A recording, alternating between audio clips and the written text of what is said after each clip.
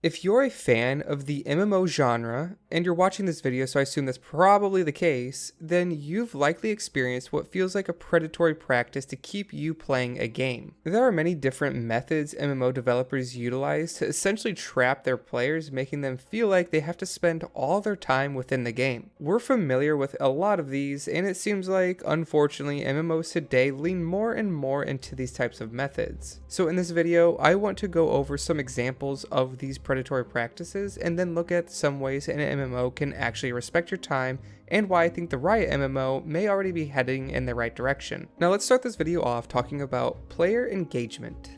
Video games by nature are a pretty competitive form of media. Think about it, we only have so many hours a day for recreational activities. So when a game is created as a live service, which MMOs are, then they are made to maximize and retain as many players as possible. One way games might do this is by tracking and measuring player engagement. What does player engagement mean though? This is a term which basically describes a player's continued involvement within a game. What brings them back? What are their goals in the game? What types of content are they doing and for how long? You know, stuff like that. Developers will use various means to track how long players spend in a game doing various activities. Measuring these player engagements can be tricky, however. Depending on how a game has been developed, how players engage with content can lead to developers mistaking tedious chores for fun activities. Now that we have a very basic idea of what player engagement is, let's talk about some of the more aggressive tactics MMOs might use to keep their players engaged. Many games will lean into the FOMO feeling, the fear of missing out, to keep their players interested.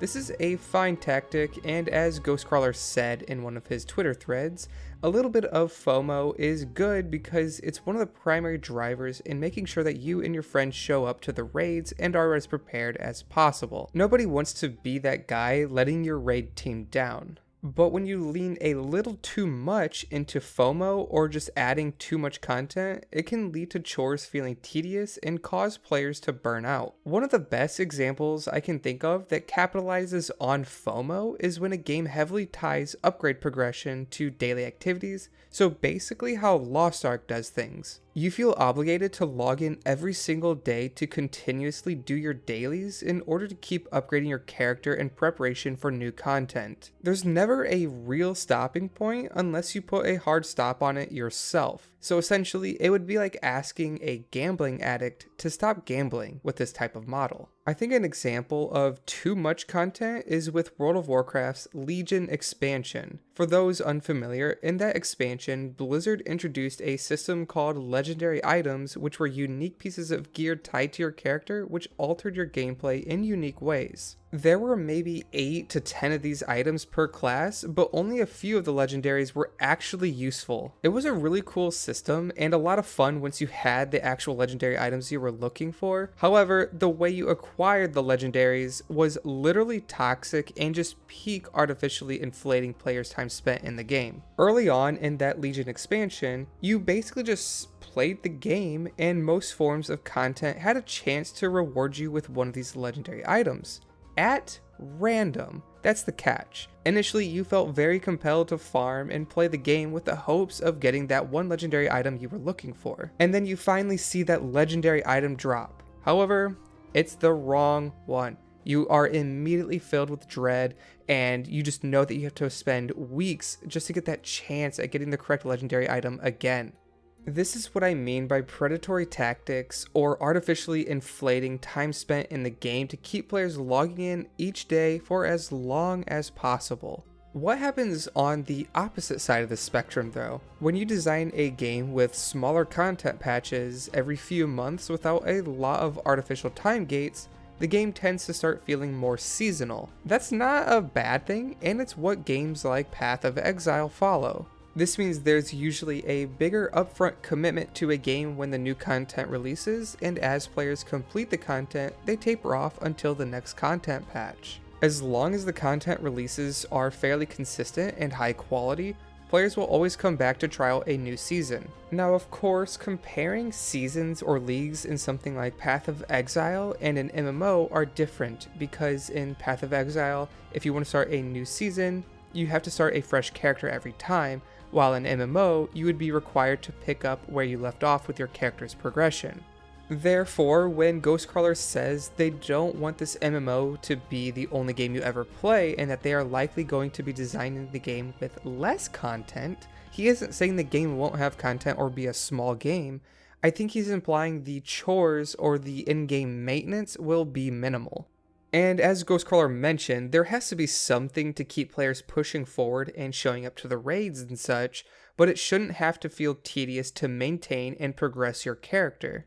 The Riot MMO seems like it's being designed in a way that it can actually be beaten. And when I say beaten, I mean that there's a point where players are hard capped power-wise and they've achieved all their goals they set out to accomplish before the next content release, and they no longer feel the need to log in and infinitely grind their character. When a player feels like they've beaten the game on one of their characters, they're introduced with a choice. If they desire to play the game more, they will likely have alternate options such as professions, achievements, maybe focus on their alts instead, or just perhaps take a break from the game and play something else. I know, it's blasphemous talking about quitting and taking a break in an MMO. The idea of taking a break in an MMO is often a slippery slope. If you take a break, you're likely going to get left behind by the players who kept up with the game. But if you allow players to catch up too quickly after coming back from a break, then the people who did, continue playing the game feel invalidated. I don't know if this is a hot take or not, but I think it's okay to let players take a break from a game, come back, and catch up quickly. I'm not saying people who come back should be at the same power level week 1 of them returning as the people who kept up with the game.